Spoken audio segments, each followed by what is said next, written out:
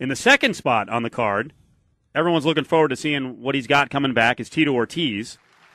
And now he's got a little more responsibility, I think. So we'll get into that with him. Tito joined us on the horn from, I think, in Big Bear. Tito, how you doing? It's Steve and Dave. Doing really good, man. Just finished up one of my trainings up here in Big Bear, California, getting ready for the fight, and all of a sudden I got some big shoes to fill once again. A little bit. I'm excited, though, man. This is a great opportunity. I've been here before, and I'm here to entertain the fans that are going to be watching the fight on pay-per-view and, of course, live in the Mandalay Bay Arena. So are you getting wind of what's going on right now with the MMA fan base after that fight on Saturday and Lesnar dropping out? Everyone seems to be, the fans are like really on edge right now.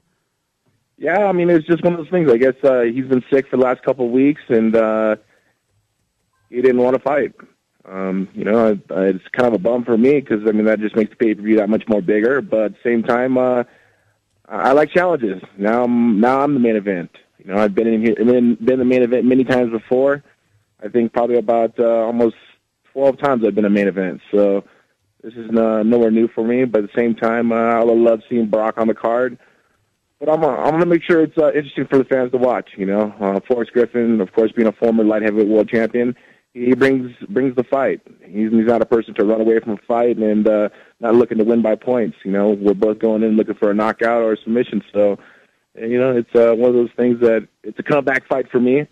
I guess I was supposed to get a little bit of an easier fight with Mark Coleman, but there's never no easy fights with the UFC.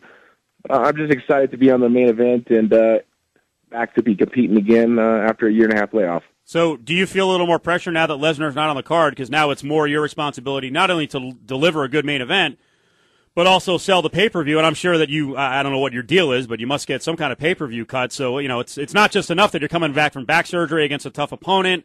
Now you got to help freaking get out there and sell the pay-per-view. Exactly. Well, it's nothing new to me. I've been here before, and it's familiar grounds.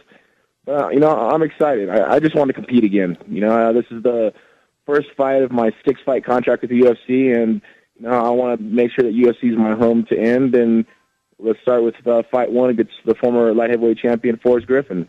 And we're going to bang, man. We're going to make it exciting for the fans to watch. And there's a great undercard. So it's just one of those things. Another day in the office for me, and I'm going to entertain as I always do. That's Tito Ortiz, UFC 106 here in town, November 21st. He's now the main event guy against Forrest Griffin, who is a sort of a Vegas local now. Lesnar's off the card, so no Lesnar-Carwin. That may be rescheduled for January 2nd here in Vegas. I saw your comments to the LA Times, Lance Pugmire, and you were talking about Forrest Griffin, and I pulled something out today on the Yahoo blog that I do, and you said there are a lot of fans out there who don't like Forrest Griffin. Why'd you say that? You know, I believe from the last time he fought, running out. You know, I mean, after any loss or anything like that, that's the last thing you want to do is run away from your fans and not give them an explanation. You know, kind of quitting on your fans. And I've heard a lot of people already talk about that. So I know that's the only reason I brought it up. But at the same time, maybe I'm wrong. Maybe the fans are still there for him. Yeah. You know, Forrest is a tough guy, and I'm excited that he picked up the fight, and you know, it's just going to make it that much more better of a fight for me to compete against. Do you think he's mentally broken a little bit at this point? I don't know. I couldn't tell you the way Forrest is thinking. You know, he's just got married. He just got back from a honeymoon. You know, but he took this fight thinking that, you know, maybe Tito Ortiz is not 100% after back surgery. You know, going through fusion L4-5S1 on my lower back.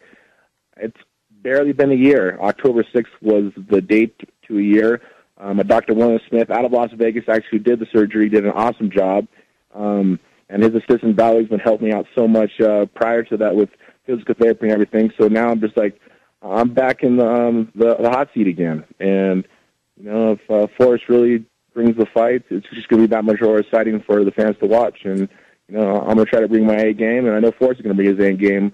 And did he lose his last couple fights by getting knocked out? I don't know. I mean, I've seen time and time before where guys get knocked out and their heads get a little soft. So, in my hope, I hope he is getting weak. I hope he is getting a little not as great as a fighter as he was before, because it make it a fight that much more easier for me. Yeah. But, I mean, I'm not really looking for an easy fight, but you know, I'm looking for a win, and I'm looking for my hand to be raised so I could get back in the seat of getting the world title around my waist once again.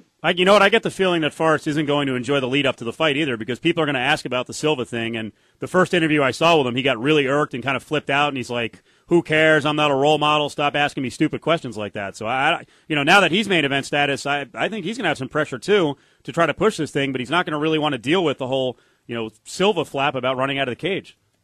Yeah, I mean, it's just one of those things, all the fans expect us fighters to come in and give 100% no matter what happens. A mental game is a huge thing for this sport as us fighters because we go through so much in training. It's 3 training sessions a day. We do our jiu-jitsu, we do our wrestling, we do our kickboxing, we do our boxing, we do our weight training, and our running. And that's all in one day. And that's 5 days to 6 days a week. So, physically we put so much into it. So the mental state is, that's what really comes down to fight time. Who's mentally stable for the fight, and that's usually the one who wins, I think.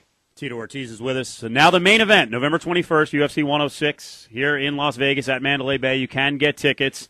So I asked you about the anger from fans about the event, because some people are disappointed Lesnar's off, but I think a lot of that was set a couple days before. Have you ever seen this much outrage from the MMA fan base over a decision? I mean, I was there, cage side. I thought it was a close fight. Hey, you know what? They fight again, no big deal. And people are flipping out about the result of Hua and Machida. I think it's just one of those things. Machida didn't want to lose the title. When I fought him, he did the same thing, trying to run away. As myself and Forrest Griffin, we come up, we fight, we put it on the lines, win, lose, or draw. We're not looking for a decision. And I watched the fight, and I guess you got to watch the fight with the volume off and kind of look at the damage that was done. You look at Shogun's face, and you look at Machida's face, and who had the most damage. You look at Machida's legs, and you look at Shogun's legs. Who has the most damage? And the person who usually causes the most damage is the one who should have their hand raised. And I think Shogun pressed the fight, but the judges in California had a different decision, and that's the way it was called. So hopefully they do a rematch, and Shogun will get another chance. Well, we're seeing a lot of stuff about there's an issue with judging. The judges don't know what the hell they're doing. Have you ever felt that they need to revamp the scoring system and get new judges? In California, 100%, yes. Okay. When I fought, Rashad Evans, I was in the same situation, and they ended up calling a draw, and it could have gone either way. It's just one of those things that the judging, it's so new to them. They're not sure about striking. They're not sure about takedowns. They're not sure about ring control, about who presses the pace. So it's just one of those things I think they need to be a little more educated on what is happening during the matches in MMA. But you do understand that the judges who were in California are a lot of the same guys who were in Nevada and judge around the country. I don't know. It's subjective. It is tough to get a read. Didn't all 3 judges have exactly the same? They had the same exact score. Same exact. Yeah, that was crazy. I was watching the fight myself, and I was like, that is no way it could have been that. I mean, a split decision, yeah, but a majority, that was insane.